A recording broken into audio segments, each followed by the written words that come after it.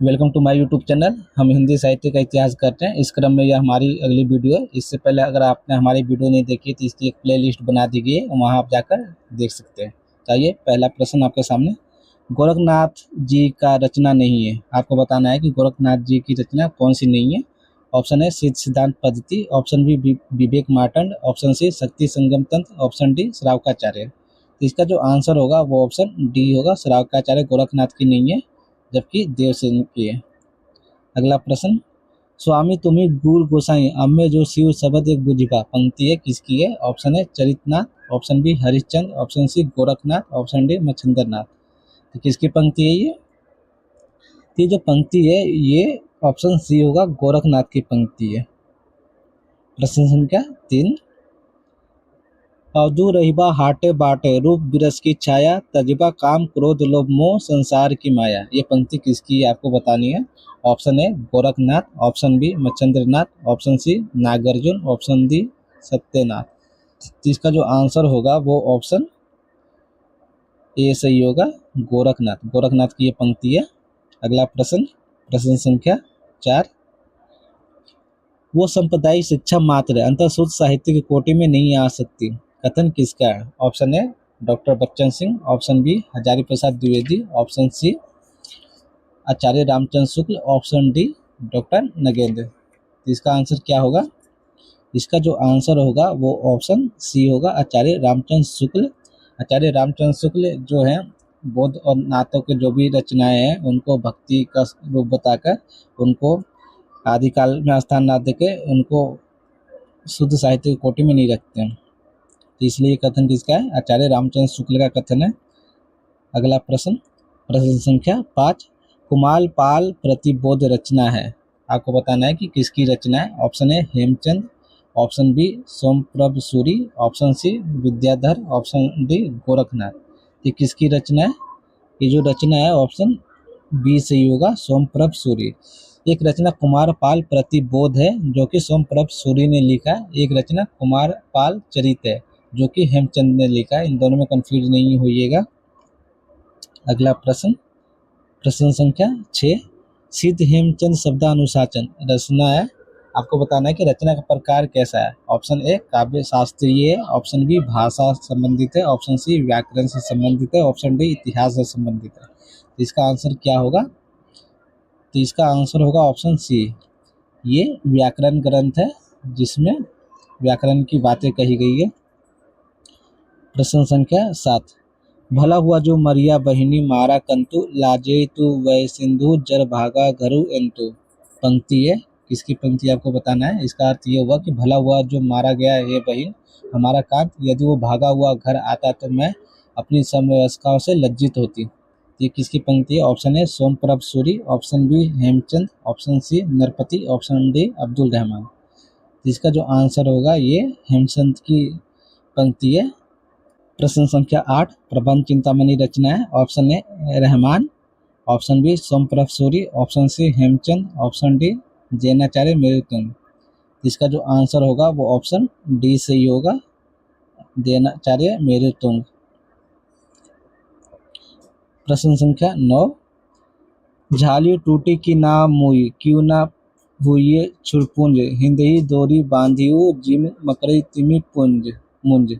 ये पंक्ति किसकी है आपको बतानी है। ऑप्शन है Vidyapati, option B Somprabh Suri, option C Hemchand, option D Denacharya Meruchung. इसका जो आंसर होगा क्या होगा? आपको आंसर देना है।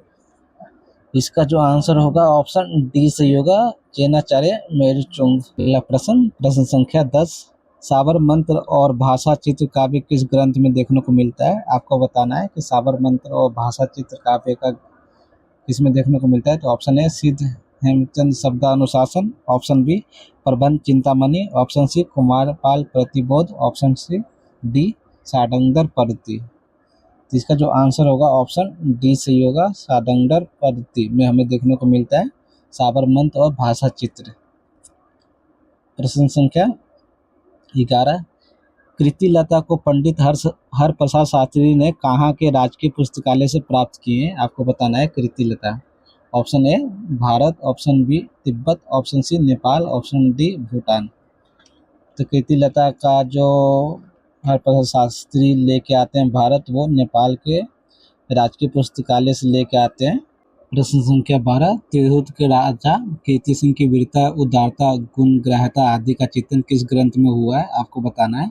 ऑप्शन ए कृतिलता, ऑप्शन बी कृति पताका, ऑप्शन सी पदावली, ऑप्शन डी भू परिक्रमा। तो इसका आंसर क्या होगा?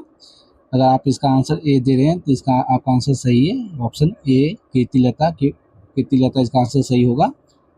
अगला प्रश्न संख्या 13, हिंदू बोले दूरिहे निकार छोटका तोरुका भवरी मार्ग की भाषा क्या है, आपको बताना है। Option A Pali, option B Prakrit, option C Apabhramsha, option D Avahatta. तो जैसा कि इससे संबंधित एक और प्रश्न किया था पिछले वीडियो में, जिसका आंसर दीजिए। इसका जो आंसर होगा वो ऑप्शन सी होगा, अपभ्रंश भाषा में उन्होंने कीर्तिलता कीर्ति पताका ग्रंथ की रचना की थी। प्रश्न संख्या 14, अपने व्याकरणों के उदाहरणों के लिए हेमचंद ने भट्टी के समान एक ग्रंथ की रचना की, वो है। ऑप्शन ए कुमारपाल प्रतिबोध, ऑप्शन बी कुमारपाल चरित, ऑप्शन सी श्रव्य काव्य, ऑप्शन डी सिद्ध हेमचंद शब्दानुशासन। जिसका जो आंसर होगा ऑप्शन सी सही होगा, श्रव्य काव्य। ठीक। प्रश्न संख्या 15, राजसभाओं में सुनाए जाने वाले नैतिक श्रृंगार आदि विषय प्राय दोहे में कहे जाते थे और वीर रस के पद छप्पे में। ये पंक्ति किस आदिकाल के किस खंड से लिया गया, आपको बताना है। ऑप्शन ए सामान्य परिचय, ऑप्शन बी अपभ्रंश काव्य, ऑप्शन सी वीरगाथा काल और ऑप्शन डी फुटकल काव्य। इसका जो आंसर होगा ऑप्शन सी सही होगा, वीरगाथा काल।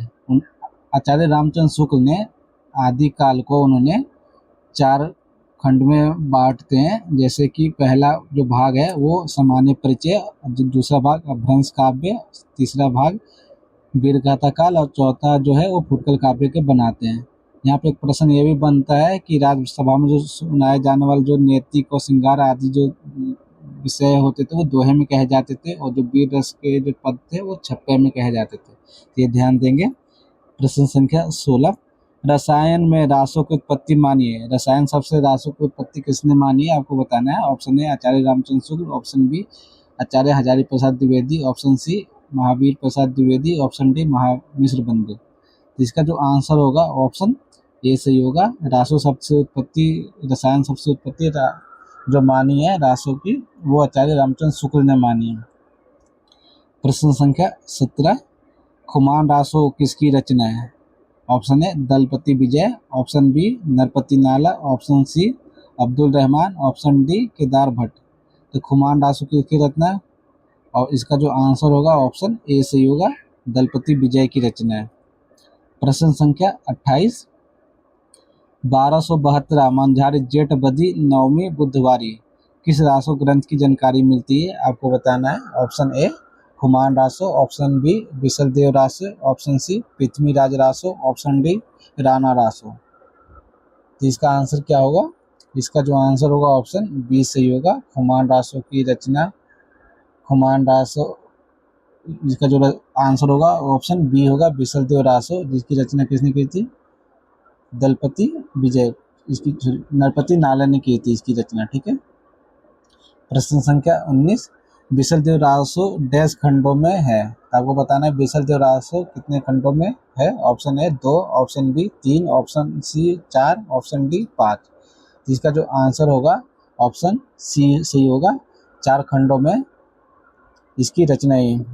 नरपति नाला ने इसकी 4 खंडों में रचना की थी।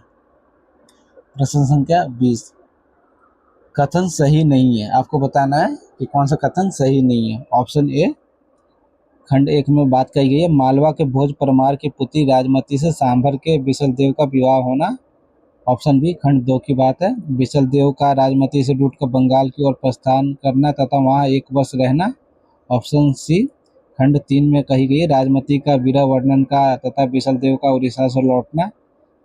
ऑप्शन डी खंड 4 में कही गई है भोज का अपनी पुत्री को अपने घर लिवा ले जाना तथा बिसल देव को वहां जाकर राजमती को फिर चित्तौड़ लाना। तो इसका आंसर क्या होगा, एक बार आप चारों ऑप्शन पढ़ लीजिए और इसका फिर आंसर मन में सोच के इसका आंसर दीजिए। तो इसका आंसर क्या होगा, इसका आंसर होगा ऑप्शन बी जो कथन है वो गलत है, क्योंकि वो जो है जो बिसलदेव रूट कर बंगाल नहीं जाते हैं, कहाँ जाते हैं?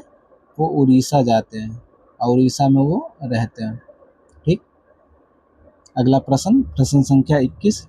ये घटनात्मक काव्य नहीं है, वर्णनात्मक है। इसमें दो ही घटनाएं हैं, बिसलदेव का विवाह और उनका उड़ीसा जाना। कथन किसका है आपको बताना है। Option A Shukla, option B doctor Bachchan Singh, option C doctor Shyam Sundar Das, option D Namvar Singh. ये कथन किसका है?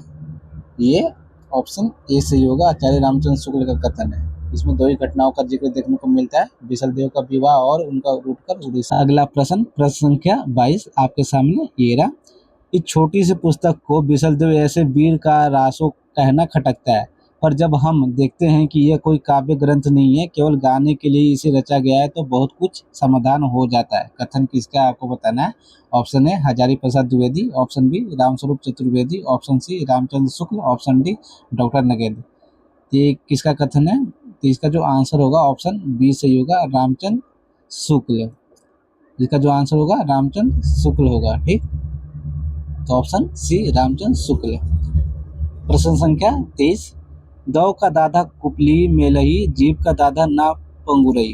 तो जीव का दौ मतलब दवाग्नि का जला हुआ वन नया कोपल ले सकता है, लेकिन जीव का जला हुआ आदमी नहीं।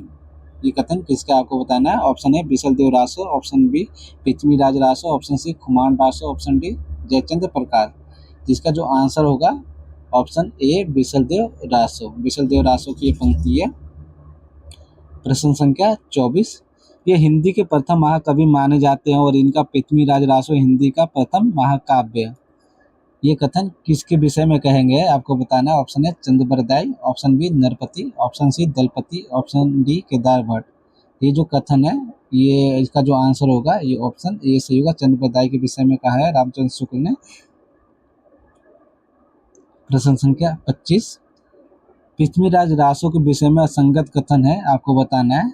ऑप्शन ए 2500 प्रश्नों की ये बहुत बड़ा ग्रंथ है, ऑप्शन बी जिसमें 69 समय सर्ग या अध्याय है, ऑप्शन सी प्राचीन समय में प्रचलित प्राय सभी छंदों का व्यवहार हुआ है, मुख्य छंद कबीर, छपै, दोहा, तोमर, टोटक, ऑप्शन डी इसके रचना काल जलहन है। तो इसका आंसर क्या होगा?